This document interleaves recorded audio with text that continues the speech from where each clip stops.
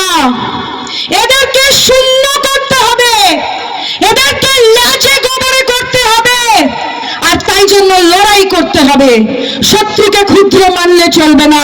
হ্যাঁ, আমাদের সংগঠন আছে, আমরা সুসংগঠিত, আমরা শক্তিশালী, আমরা ভোটের পর ভোট জিতছি, তার মানে ওরা যে আক্রমণ করবে না এটা ভাবলে কিন্তু আমরা মূর্খের স্বর্গে বাস করছি। জেনে রাখবেন, পশ্চিমবঙ্গে ভারতীয় জনতা পার্টির কোনো অস্তিত্ব নেই।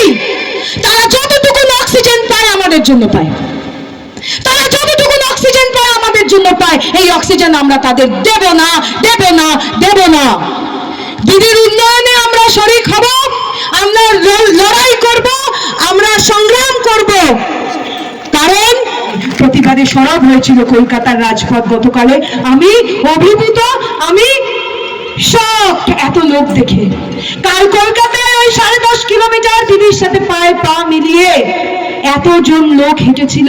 আমি তো দিদির অনেক জনসভা দেখেছি না, দিদির জনসভার প্রত্যেকটা সভা সমিতির র্যালির সাথে গতকালের একটা পার্থক্য ছিল, সাধারণ মানুষের চক্ষু লাল ছিল রাগে, এবং আমি জানি এই রাগ তারা ভোট বাক্সে প্রতিফলিত করবে। আমরা মঞ্চ বাঁধি, আমরা মঞ্চ বেঁধে উন্নয়নের কথা বলি, আমরা মঞ্চ বেঁধে রিপোর্ট কার্ড দিই। ওই যে স্টুডেন্টটা 365 দিন মন দিয়ে পড়াশোনা করছে, সে যে ভালোভাবে পড়ছে আপনারা কি দেখে বুঝতে পারবেন? তার রিপোর্ট কার্ড দেখে বুঝতে পারবেন। আমরা রিপোর্ট কার্ড নিয়ে কথা বলি।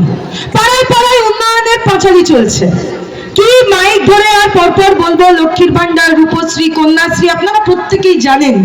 তাই সুন্দর পাঁচালির মাধ্যমে, একটা সুন্দর গীতির মাধ্যমে আপনাদের ঘরে ঘরে পৌঁছে দেওয়া হচ্ছে আমাদের রিপোর্ট কার্ড।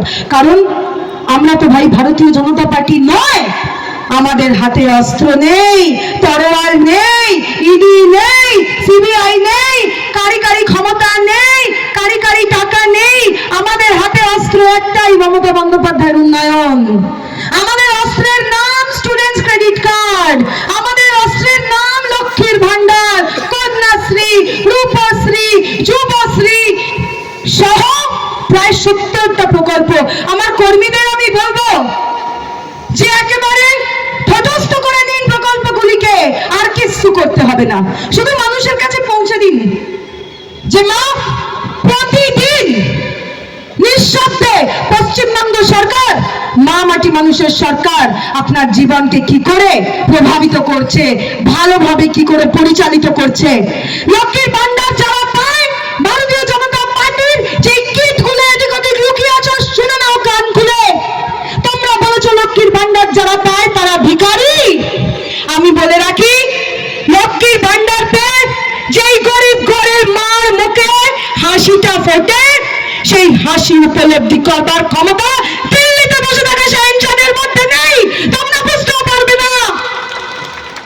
এক সময় ছিল যখন গরিব প্রান্তিক এলাকায় একটা গরিব ঘরে কোন শিশু কন্যা জন্ম নেওয়া মানে দায়গ্রস্ত পিতা মাতা বোঝা, কোথাও তার গলা টিপে তাকে জন্মের পরে মেরে ফেলা হতো, না তো কোনো ক্রমে সে রজস্ব না হলে তাকে অল্প বয়সে বিয়ে দিয়ে দেওয়া হতো।